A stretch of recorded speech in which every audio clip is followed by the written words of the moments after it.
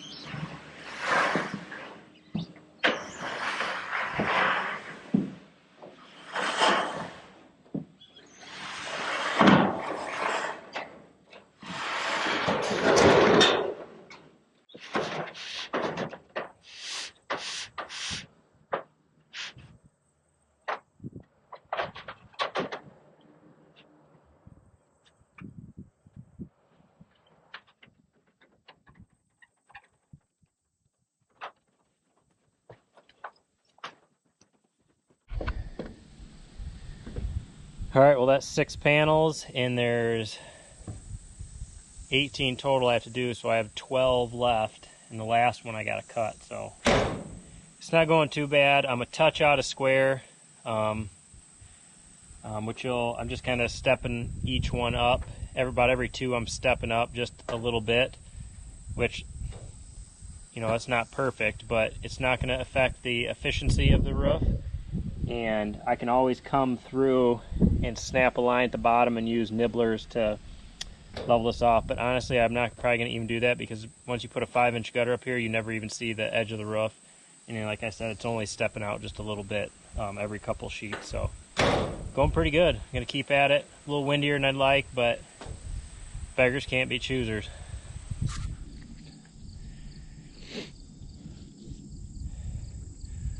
All right, guys. Well, it's 10 after 4, August 30th, Friday.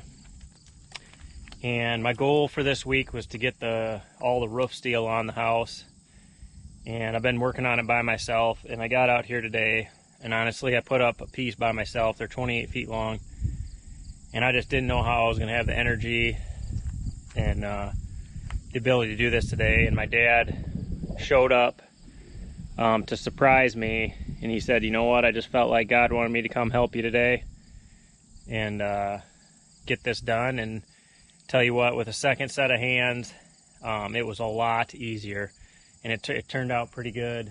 I got a lot of dirt up there on the roof for my shoes because it's been raining, but feel blessed that I got this done this week.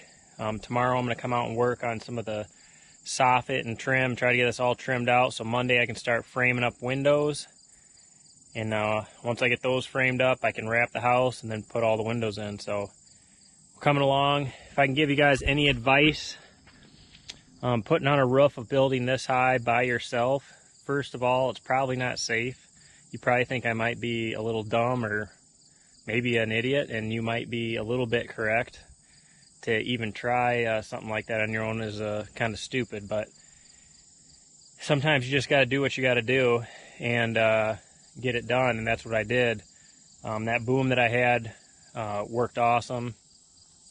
I got to thank Travis for that little addition with the chains pulling up, helping the lift of it, because that helped it survive. And then that crate I built for the steel worked awesome, so I'm pretty pumped. There's not a lot of content from this week, just because when you're 30 feet up in the air, it's really hard to film. You know, it's hard to just stay on the roof. It's a 512 pitch, so just staying up there was a challenge in itself. So I didn't do a ton of footage, but I'll bring, obviously I'm bringing you what I got. So as we go along with these windows and everything else, I'll be able to do a little bit more filming. But where there's a will, there's a way, I can tell you that. And I'm pretty excited the way it's turning out.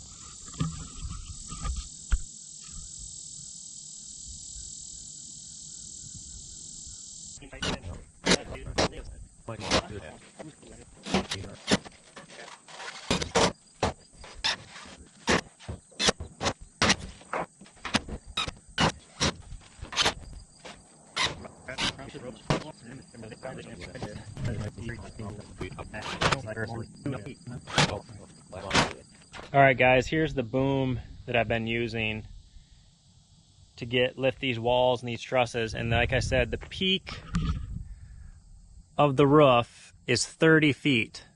So 18-foot sidewall, 512 truss, I'm 30 feet. And so I started with this metal boom that I made out of a piece of I-beam that was laying around. And I manufactured it so I could fit it in my skid steer or the backhoe. And then I had to put this extension on it, and I made it out of 2x6s. And honestly, it worked pretty good, but the problem is I was raising something and I got on the side of the hill and it put all the weight to one side and it started to twist this I-beam. And so that weakened it. And then that's when Travis came up with this idea to hook these chains up high and bring them down and hook them to here. So when I lift the bucket, those chains would actually do some of the lifting, which that makes perfect sense. And Travis was just here the right day at the right time. Maybe I would have got to that conclusion by myself, but I tell you what, it was a lot quicker and nicer to have another mind here to come up with that idea. Travis is going to do a house like this too, so he's always thinking like I am and coming up with good ideas and being creative on how to do stuff. So sometimes you just gotta keep figuring things out to get it done on your own. I could have rented something, but the problem with renting in this situation for me is I'm doing this by myself, so there's no way I could have rented a machine for a day to lift these trusses and got them all done in one day. I would have had to rent it for a long time, and just I felt like cost effective wise it just wasn't worth it to me. And I made this and it actually worked awesome. So I'm going to take this extension off the boom right now because I don't need it anymore. The garage sidewalls are 10 feet, and with the trusses, it's a 512 roof pitch too. The peak's only 20 feet, so I'll have no problem reaching any of that with the boom the way it is. And these chains that I got right here that are hooked to there, I have actually holes cut, so I'll hook them in there and I'll still have that lifting capacity. It'll be 8 foot shorter, so it's going to be a lot stronger, and I should have no problem making it through the rest of this build. So I'm going to get going taking this apart.